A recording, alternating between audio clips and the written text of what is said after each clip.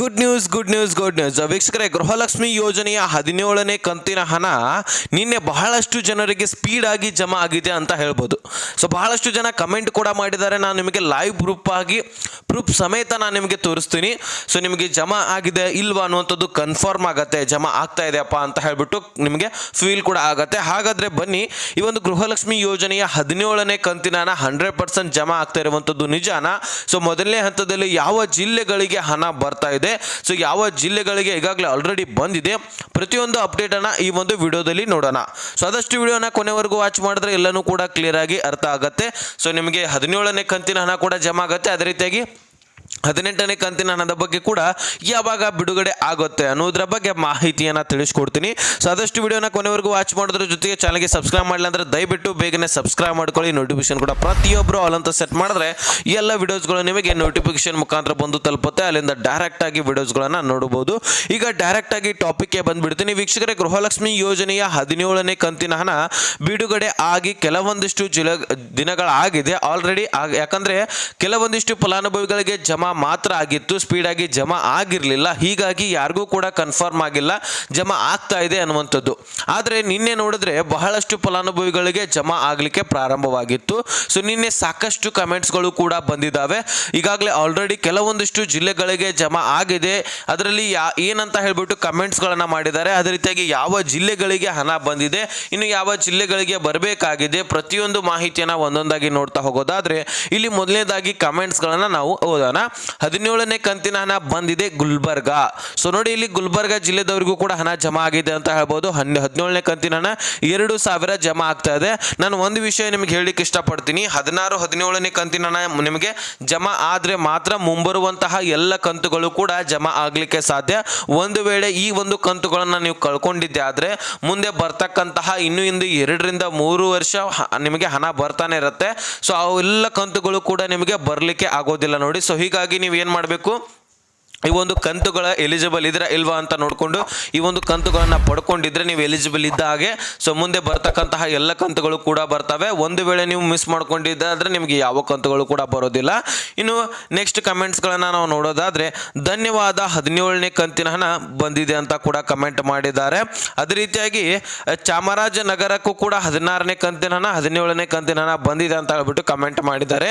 17ನೇ ಕಂತಿನ ಹಣ ಬೀದರು ಇವತ್ತು 12:30ಕ್ಕೆ ಹಣ ಬಂದಿದೆ, ಜಮಾ ಆಗಿದೆ ಅಂತ ಹೇಳ್ಬಿಟ್ಟು ಕಮೆಂಟ್ಸ್ಗಳನ್ನ ಮಾಡಿದ್ದಾರೆ. ನಾನು ಸೀರಿಯಲ್ ವೈಸ್ ಹಾಕ್ತಾ ಇಲ್ಲ, ಆದರೆ ಕಮೆಂಟ್ಸ್ಗಳನ್ನು ನಾನು ನಿಮಗೆ ತೋರಿಸ್ತಾ ಇದ್ದೀನಿ. ಸಾಕಷ್ಟು ಹೆಚ್ಚಿನ ಪ್ರಮಾಣದಲ್ಲಿ ಕಮೆಂಟ್ ಮಾಡಿದ್ದಾರೆ.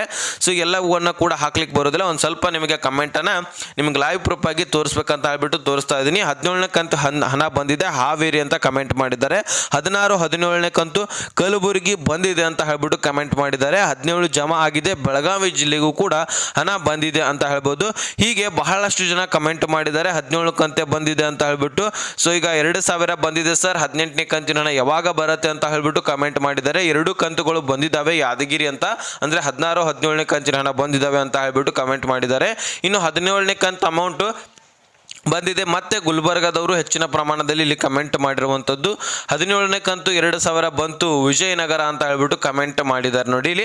ಸೊ ಅದೇ ರೀತಿಯಾಗಿ 17ನೇ ಕಂತು ಬೀದರ ಬಂದಿದೆ ಅಂತ, ರಾಯಚೂರು ಯಾವಾಗ ಬರುತ್ತೆ ಸರ್ ಅಂತ ಹೇಳ್ಬಿಟ್ಟು ಕಮೆಂಟ್ ಮಾಡಿದ್ದಾರೆ. ಅಂದರೆ ಬೀದರ್ಗೆ ಬಂದಿದೆ, ಈ ಕಡೆ ರಾಯಚೂರಿಗೆ ಯಾವಾಗ ಬರುತ್ತೆ ಅಂತ ಹೇಳ್ಬಿಟ್ಟು ಕಮೆಂಟ್ ಮಾಡಿದ್ದಾರೆ. ಇನ್ನು 17ನೇ ಕಂತಿನ ಹಣ ಬಂತು ಬೆಳಗಾವಿ, ಟುಡೇ ಬಂತು ಬೆಳಗಾವಿ ಅಂತ ಹೇಳ್ಬಿಟ್ಟು ಕಮೆಂಟ್ ಮಾಡಿದ್ದಾರೆ. 17ನೇ ಕಂತು ಬಂದಿದೆ ಫ್ರಮ್ ಬೆಳಗಾವಿ ಅಂತ ಹೇಳ್ಬಿಟ್ಟು ಕಮೆಂಟು. ಈ ರೀತಿ ಸಾಕಷ್ಟು ಜನ ಕಮೆಂಟ್ಸ್ಗಳನ್ನು ಮಾಡಿದ್ದಾರೆ. ಸೊ ಬಹಳಷ್ಟು ಅಂದರೆ ನಿನ್ನೆ ಸ್ಪೀಡ್ ಆಗಿ ಹಣ ಜಮಾ ಆಗಿರುವಂಥದ್ದು. ಸೊ ನಾನು ಹೇಳ್ತಾ ಇದ್ದೆ ನಿಮಗೆ, ನಿನ್ನೆ ವಿಡಿಯೋದಲ್ಲಿ ಕೂಡ ಹೇಳಿದ್ದೀನಿ, ಸ್ಪೀಡ್ ಆಗಿ ಜಮಾ ಮಾಡಿದ್ರೆ ಒಂದು ವಾರದಲ್ಲಿ ಕ್ಲಿಯರ್ ಆಗತ್ತಪ್ಪ ಅಂತ ಹೇಳ್ಬಿಟ್ಟು ಸರ್ಕಾರಕ್ಕೆ ನಮ್ಮ ಮನವಿ ಇರುತ್ತೆ, ಆದಷ್ಟು ಸ್ಪೀಡ್ ಆಗಿ ಹಣ ಜಮಾ ಮಾಡಲಿ ಅಂತ ಹೇಳ್ಬಿಟ್ಟು ನಾನು ಹೇಳ್ತಾ ಇದ್ದೆ. ಅದೇ ರೀತಿ ನಿನ್ನೆನೂ ಕೂಡ ಸಾಕಷ್ಟು ಜನರಿಗೆ ಸ್ಪೀಡ್ ಆಗಿ ಹಣ ಜಮಾ ಮಾಡಿರುವಂತಹ ಕಾರಣಕ್ಕಾಗಿ ಎಲ್ಲರಿಗೂ ಕೂಡ ಕನ್ಫರ್ಮ್ ಆಗಿದೆ 17ನೇ ಕಂತಿನ ಹಣ ಬಿಡುಗಡೆ ಆಗಿದೆ ಅಂತ ಹೇಳ್ಬಿಟ್ಟು. ಇನ್ನು ಈ ಒಂದು ವಾರದಲ್ಲಿ 17ನೇ ಕಂತಿನ ಹಣ ಕ್ಲಿಯರ್ ಆಗ್ಬೋದು, ಓಕೆನಾ. ಸೊ ಇನ್ನು ಬರ್ತಕ್ಕಂತಹ ಜಿಲ್ಲೆಗಳನ್ನ ಈಗಾಗಲೇ ಆಲ್ರೆಡಿ ಒಂದು ವಿಡಿಯೋದಲ್ಲಿ ತಿಳಿಸ್ಕೊಟ್ಟಿದ್ದೀನಿ ಹಿಂದಿನ ವಿಡಿಯೋಗಳಲ್ಲಿ. ಸೊ ಒಂದು ವಿಡಿಯೋನ ನೋಡಿಕೊಂಡ್ರೆ ನಿಮ್ಗೆ ಗೊತ್ತಾಗುತ್ತೆ ಯಾವ ಜಿಲ್ಲೆಗಳಿಗೆ ಇವತ್ತು ಜಮಾ ಆಗ್ತದೆ ಅನ್ನುವಂಥದ್ದು. ಈಗ ಈ ಒಂದು 2 ಕಂತುಗಳ ಹಣದ ಬಗ್ಗೆ ನಿಮಗೆ ಕ್ಲಿಯರಿಟಿ ಸಿಕ್ಕಿದಾಯಿತು, 16 ಮತ್ತು 17ನೇ ಕಂತು. ಸೊ ಹಾಗಾದ್ರೆ ನಿಮಗೆ ಏನು 16ನೇ ಕಂತು ಕೂಡ ಬಂದಿಲ್ಲ, 17ನೇ ಕಂತಿನ ಹಣ ಕೂಡ ಬಂದಿಲ್ಲಪ್ಪ ಅಂದರೆ ಏನು ಮಾಡಬೇಕು, ಅದನ್ನು ಸೊಲ್ಯೂಷನ್ ಹೇಗೆ ಪಡ್ಕೊಳ್ಬೇಕು, ಮತ್ತು ಏನು ಪ್ರಾಬ್ಲಮ್ ಆಗಿದೆ ಅನ್ನುವಂಥದ್ದನ್ನು ಹೇಗೆ ಕಂಡು ಹಿಡ್ಕೊಳ್ಬೇಕು ಎಲ್ಲವನ್ನ ಕೂಡ ಒಂದೇ ವಿಡಿಯೋದಲ್ಲಿ ತಿಳಿಸ್ಕೊಟ್ಟಿದ್ದೀನಿ. ಡಿಸ್ಕ್ರಿಪ್ಷನಲ್ಲಿ ವಿಡಿಯೋ ಲಿಂಕ್ ಇರುತ್ತೆ, ಆ ಒಂದು ವಿಡಿಯೋ ಲಿಂಕನ್ನು ವಿಡಿಯೋವನ್ನು ಕ್ಲಿಕ್ ಮಾಡಿ ನೋಡಿದ್ರೆ ಸಾಕು, ನಿಮಗೆ ಸಂಪೂರ್ಣವಾಗಿ ಮಾಹಿತಿ ತಿಳಿಯುತ್ತೆ, ಏನು ಮಾಡಬೇಕು ಅನ್ನೋಂಥದ್ದು ಗೊತ್ತಾಗುತ್ತೆ. ಮುಂಬರುವಂತಹ ಎಲ್ಲ ಕಂತುಗಳನ್ನು ಪಡ್ಕೊಳ್ತೀರಿ. ಒಂದು ವೇಳೆ ಅದನ್ನು ಮಿಸ್ ಮಾಡಿಕೊಂಡ್ರೆ ನಿಮಗೆ ಯಾವ ಕಂತುಗಳು ಕೂಡ ಜಮಾ ಆಗೋದಿಲ್ಲ. ಇನ್ನು ಈ ವೀಕ್ಷಕರೇ 18ನೇ ಕಂತಿನ ಹಣದ ಬಗ್ಗೆ ಮಾತನಾಡೋದಾದರೆ ಈ ಒಂದು ವಾರದಲ್ಲಿ 17ನೇ ಕಂತಿನ ಹಣ ಕ್ಲಿಯರ್ ಆಗ್ಬೋದು. ಸೊ ನೆಕ್ಸ್ಟ್ ವಾರದಲ್ಲಿ 18ನೇ ಕಂತಿನ ಹಣದ ಬಗ್ಗೆ ಚರ್ಚೆ ನಡೆಯುತ್ತೆ. ಸೊ ಆದಷ್ಟು ಲಕ್ಷ್ಮೀ ಹೆಬ್ಬಾಳ್ಕರ್ ಅವರು ಲೇಟೆಸ್ಟ್ ಆಗಿ 18ನೇ ಕಂತಿನ ಹಣದ ಬಗ್ಗೆ ಅತಿ ಶೀಘ್ರದಲ್ಲಿ ಬಿಡುಗಡೆ ಮಾಡ್ತೀವಿ ಅನ್ನುವಂತಹ ಸೂಚನೆ ಮಾತ್ರ ಕೊಟ್ಟಿದ್ದಾರೆ.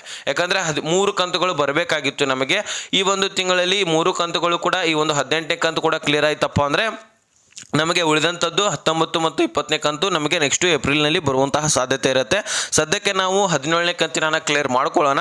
ನೆಕ್ಸ್ಟ್ 18ನೇ ಕಂತಿನ ಹಣದ ಬಗ್ಗೆ ಲಕ್ಷ್ಮೀ ಹೆಬ್ಬಾಳ್ಕರ್ ಅವರು ಮೇಡಮ್ ಅವರ ಜೊತೆಗೆ ಮಾತುಕತೆ ಮಾಡಿದ್ರೆ ಆಯಿತು, ಅವಾಗ ಕ್ಲಿಯರಿಟಿ ಕೊಡ್ತಾರೆ. ಓಕೆನಾ, ಇಷ್ಟು ನಿಮಗೆ ಲೇಟೆಸ್ಟ್ ಆಗಿ ಅಪ್ಡೇಟ್ ಕೊಡಬೇಕಾಗಿತ್ತು, ಕೊಟ್ಟಿದ್ದೀನಿ.